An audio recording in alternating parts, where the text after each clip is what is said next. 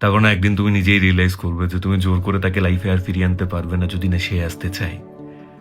যদি সে আসতে চাইছে না, তুমি যাই করে নাও, হাজার সরি বলে নাও, তোমার এফার্টস গুলো তার কাছে না ইরিটেটিং হয়ে যাবে। তুমি কথা বললে সে বিরক্ত হবে, তোমায় ইগনোর করবে, তোমায় স্কিপ করবে, তোমার থেকে দূরে থাকার চেষ্টা করবে সে।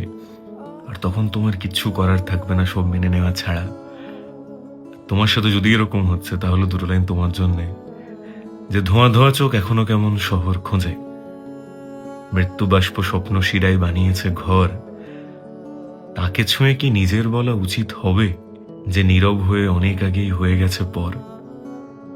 তোমাকে এটা বুঝতে হবে যে তুমি আর ওর নেই, ও আর তোমার নেই। তোমাদের মধ্যে ঝগড়া চলছে না যে তুমি ওকে মানিয়ে নিতে পারবে। ও তোমায় ছেড়ে অনেকটা এগিয়ে গেছে, তুমি ওকে ফিরিয়ে আনতে পারবে না। তাই যা করছো, বোকামি, পাগলামি, দুষ্টুমি যা করছো সব থামিয়ে দাও। কাজ এখন না তুমি যা করছো তাতে ও বিরক্ত হচ্ছে। তুমি এটা ভাবছো যে আগে তো এটাই করতাম, ও রাজি হয়ে যেত, এখন আর হবে না, কারণ এখন আর আগের মতো ও নেই।